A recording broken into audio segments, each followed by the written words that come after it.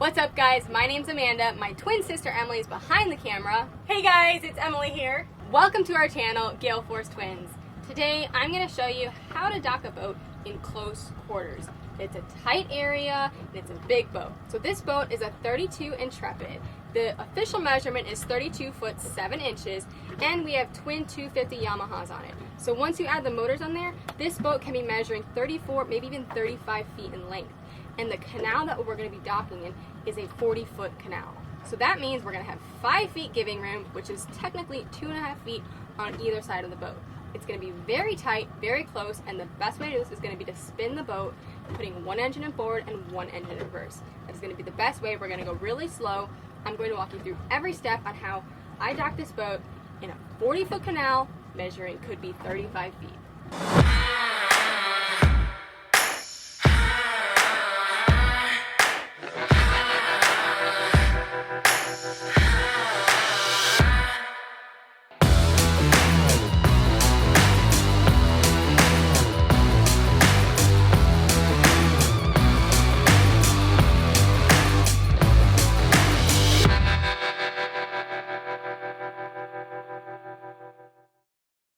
See, we got twin 250s, and they definitely add some length to the transom there, that's for sure. Amanda is going to take us into the canal, and we are going to show you guys how to dock a boat in close quarters. I'm in the canal right now. Look right up there, guys. Take a look at this rock patch. You guys see this rock up here? So we are making a turn on this rock patch, and I'm taking my inside motor and taking it out of gear. So come look at my throttles right now. I just made this turn with only my outside motor in gear. And what that does is that's going to help me make a sharp turn right around the rocks. Perfect job, Amanda. We are now going to be approaching my second turn. This turn is even tighter than my last turn. So I'm not just going to take one motor out of gear and just leave the other one in gear and make that turn. I'm going to actually completely take both motors out of gear and stop the boat and spin the boat. Now, I probably could make this turn perfectly fine if I didn't have outriggers, but we have trees that overgrow, and the outriggers will catch the trees. Also, when you make a turn, sometimes your transom will kick out, and I don't want my transom kicking out and hitting the rock wall on the right side. Okay, guys, I'm about to make a turn, but this is a really tight turn for me.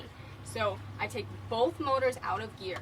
Both of them are out of gear, and I'm just going to put one in reverse to slow me down to my outside motor.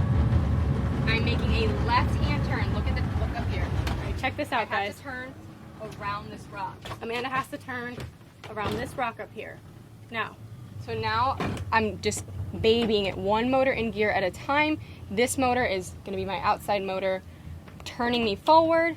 I'm in neutral. I'm just going to let my momentum carry me through this corner. This is a really tight corner.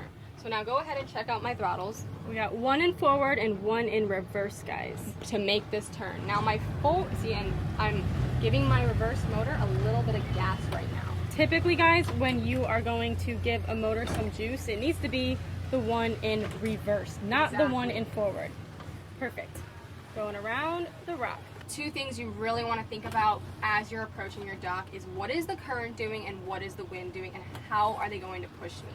If you take a look today, this is a small canal. There's not a lot of wind or current pushing me around, so thankfully that's not going to be a factor, but there are times when wind and current will push you. So if the wind and current were at my back, pushing me in this direction, I would need to make sure I start making my turn far in front of my dock to make sure, because I know that the wind current is going to push me into the dock. We are starting to approach the dock. If you look, I have the boat in neutral. I took the boat out of gear to start slowing down my momentum.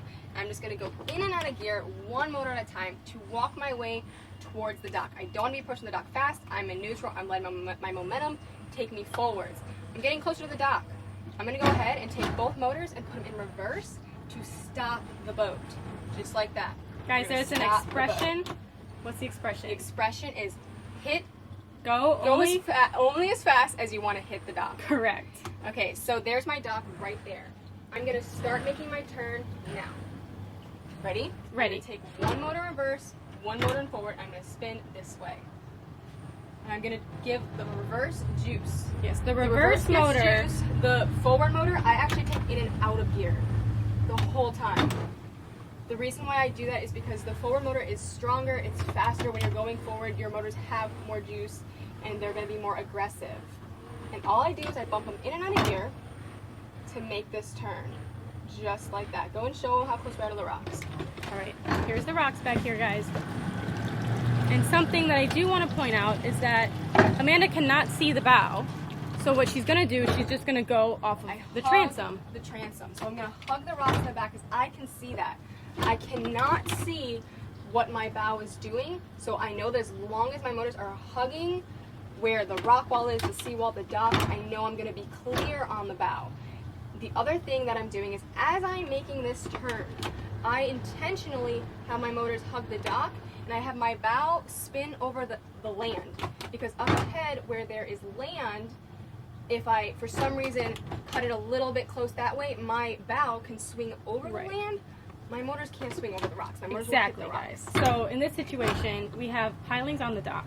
And if our bow was this way and Amanda accidentally misjudged it, the bow would hit the pilings. So when you are docking in close quarters, be thoughtful about which direction you're going to spin. In this situation, if the bow is a little close this way, she's just going to have her bow over the land a little bit. Okay, I'm just about finished my turn. Now I'm finished my turn. I have one motor to start straightening me out. And what I like to do is I'm going to back up to my dock. Sometimes I put both motors in reverse to get me there. Sometimes I don't need to do that. Now, outside motor that I want to move goes in forward. Just like that. We're getting close to the dock. Okay, now I'm going to keep backing up. I like to approach my dock. I like to back up past the dock and then approach it. That's the easiest way for me to do it. There's more than one way to do this. There's more than one way to dock a boat.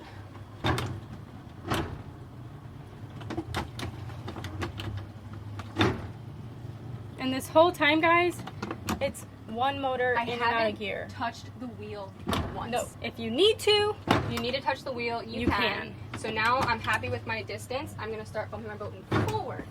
But one motor at a time. I'm walking the boat forward. yes, walking, do that again, walking. I'm Walking the boat forward. By taking my turn, one motor in gear, one motor out of gear. Now I'm completely in neutral. I'm letting my momentum take me forward. We're approaching the dock. Here's the dock. That was pretty good. And the last thing I want to do is I'm going to stop the boat. Don't forget to stop the boat. Your deckhand will be mad at you if you say grab the line and you forget to stop the boat, because then they're the one holding and on. guys, stop the boat does not mean put it in neutral. It means put it in reverse and stop it. And now we're stopped. Just like that. All right, I'm going to grab the line for Amanda. Rule of thumb, you want to put your bow line on first. The reason you do that is because you need to have control of your motors with the transom. So you put your bow line on first, and then you put on your transom lines, because those are what give you control of your boat, and that's what's important. So bow line goes on first. Because I have a twin, we can do it at the same time and be safe. My twin already put on the transom line.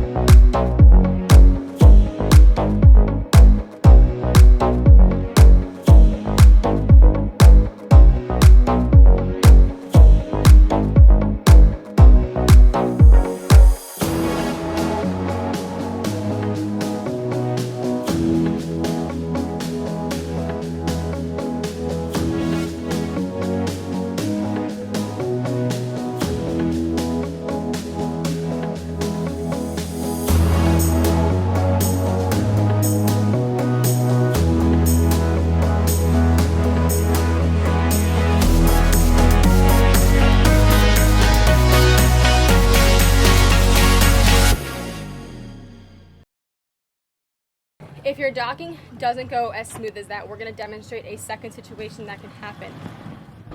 Sometimes you will approach the dock and your bow will be really close to the dock, and your transom will have a bunch of space between your transom and the back of the dock. So we're going to demonstrate what that looks like and how to fix it. Guys, ready? We're ready. Are you ready? We're ready. All right. So Emily's going Go to forward. approach the dock forward, but she's going to focus on pushing the bow of the boat towards the dock and pretending that she wasn't able to get her transom around. So what do we do when you're stuck like this and you need to suck your transom in? Is basically what I'm trying to explain. Approach, approach. Oh no, it's time to suck our transom in. Her nose is to the dock. What does she do? She turns her motors. She's going to use her outside motor in reverse, and it's going to suck us into the dock. Just like that, we're sucking into the dock. Watch, we're approaching the dock. Just like that. So that is another method, another technique you can do. Is if you've approached the dock this way and you have to suck in, spin your motors, take your outside motor, and suck yourself in. Something else I want to point out, guys, is we are at the dock. We just tied off, and the motors are still running. I notice a lot of people, I don't know if it's out of habit or panic or what it is, they'll get against the dock and then they'll just turn the motors off. Don't do that, guys. They can run for hours on end. It's no different than trolling all day. They can sit on at the dock. So now that we're sitting, we know we're in, we have our bow line, our transom line, we're good to go, guys. Now, let's turn the motors off. And don't forget, you gotta trim them up, get them out of the water. And a very important thing is if you guys have outboards, you need to flush them out with fresh water. Why don't we show them how to do that, Amanda? Good idea. It's very important to remember to flush your motors out because these motors do not have a cooling system that's inside the motor like a diesel engine. These motors cool from the seawater. So the ocean water is what's circulating through them to keep them cool. But now there's salt water in there. So fresh water is what we're gonna use to flush our motors. Now I recommend you don't make this any tighter than finger tight because when you go to untie it, unscrew it, and you actually made it pretty tight, you're gonna regret it. Something else I want to point out is this O-ring. If you ever lose this O-ring, this is just a regular hose type O-ring that you can get from Home Depot. Always have an O-ring in there. We're gonna put it onto the hose. We're gonna turn the hose on, and then we are going to flush each motor for ideally 10 minutes motor. You can get away with 5 if you're in a rush. Thanks for watching, guys. I really hope you found this docking in close quarters video helpful. If you did, please leave your thoughts in the comments. We'll have to make some other types of docking videos, such as backing into a slip. If you want to see that, let us know. Make sure you follow Gale Force Twins on Facebook, Instagram, YouTube. Like and subscribe for more, guys.